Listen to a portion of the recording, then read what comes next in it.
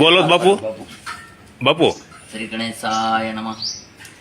આંખોની અંદર તાપ લાગતો હોય, બળતરા રહેતી હોય, ઓછું દેખાતું હોય, કાનની અંદર સીટી વાગતી હોય, કાનનો દુખાવો હોય, માથાનો દુખાવો હોય, પથરીનો દુખાવો હોય, હરસમચ્છા હોય, ચિકનગુનિયા હોય, એવો કોઈ પણ પ્રકારની બીમારી હોય, લકવાની બીમારી હોય, કોઈ પણ પ્રકારની બીમારી હોય, તાત્કાલિક આપણે ઈલાજ કરી દઈએ છીએ અને 5 મિનિટમાં રિઝલ્ટ મળે છે.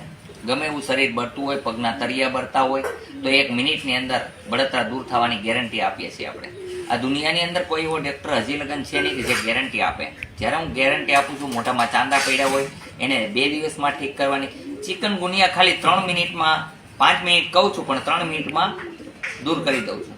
તમે જાતે જોયું છે, અનુભવ કર્યો ને. આપણે તમને કીધું તો 5 મિનિટ, તમને 2 મિનિટમાં રેડી થઈ ગયા ને, પૂરું થઈ ગયું.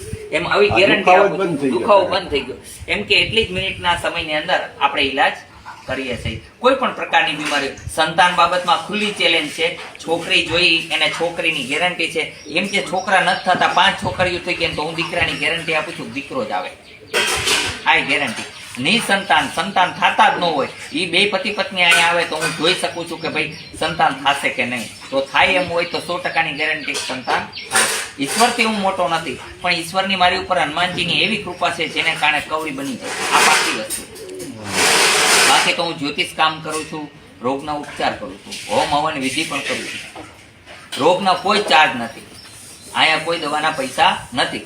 યથાશક્તિ તમને દાન કરવાનું મન થાય એ ગૌશાળામાં આપી દઉં છું. મારી ગાયો માટે ખર્ચો કરું છું અને આશ્રમનો વિકાસ કરું છું. બાકી કોઈ પૈસા નથી લેતા આપણે. આ દુનિયામાં પૈસા લઈને ગેરંટી નથી આપતા. જ્યારે 60 જેવા દર્દ હોય તો માણસ આંગળીઓમાં ચેકા મારીને ઈલાજ કરે. ત્યારે આપણે કોઈ ચેકા માર્યા વગર 10 મિનિટનો ટાઈમ દઈએ છીએ. 5 મિનિટમાં 60 ઈલાજ પણ કરી દઈએ છીએ.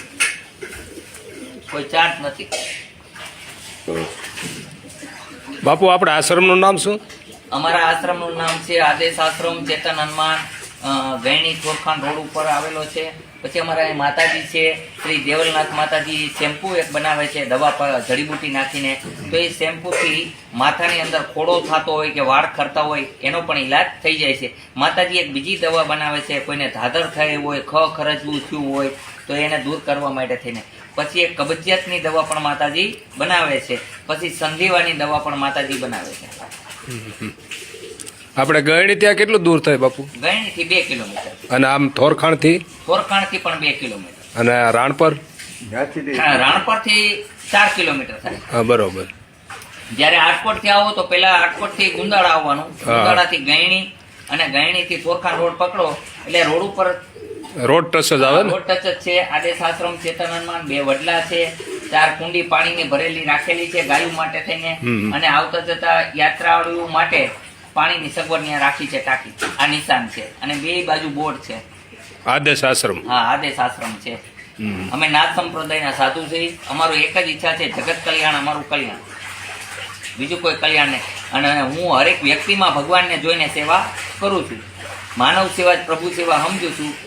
ઈશ્વર નથી કાશીમાં, નથી હરિદ્વારમાં, ચિત્ત પ્રજ્ઞ રૂપે ચેતન સ્વરૂપ હર કોઈના હૃદયમાં છે. આ જોઈને હું સેવા કરું છું. મને એવું થાય છે કે હરેક વ્યક્તિમાં જ ભગવાન છે. સારા કર્મ કરે તો ભગવાન છે, દુષ્ટ કર્મ કરે, ખોટા કર્મ તો શેતાન ક્યાંય ગોતવા જવાની જરૂર નથી. મસ્તકમ બ્રહ્મ સ્વરૂપમ હૃદય વિષ્ણુ પૂર્ણ શરીર શિવ સ્વરૂપ આયકુ સૂર્ય ચંદ્ર કાન અશ્વિની કુમાર છે. જીભ સરસ્વતી છે, રૂવાટી 9 લાખ તારા છે. અગ્નિ તમારામાં, વાયુ તમારામાં છે, અનંત દેવ તમારામાં છે. શુદ્ધ કર્મ કરો, સારા કર્મ કરો, બસ.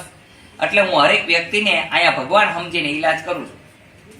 મેં ક્યારેય મનની અંદર એવો ભાવ નથી કર્યો કે આ દર્દી છે, એની મજબૂરી છે, લાચારી છે, એની તકનો ફાયદો ઉઠાવવો, એવો કોઈ ઈરાદાથી આપણે ઈલાજ નથી કરતા. પણ હું એમ સમજુ છું કે મારી કંઈક ઉપર ભગવાનની કૃપા છે એટલે મને સેવા કરવાનો મોકો આપે છે. એમ હરેક વ્યક્તિમાં હું ભગવાન જોઈને સેવા કરું છું. સ્ત્રી આવે તો એની અંદર મા, બેન, દીકરી જોઈને સેવા કરું છું. મને એમ થાય કે શક્તિનો અવતાર છે, મા જગદંબા અહીંયા પધારે છે અને હું એનો ઈલાજ કરું છું.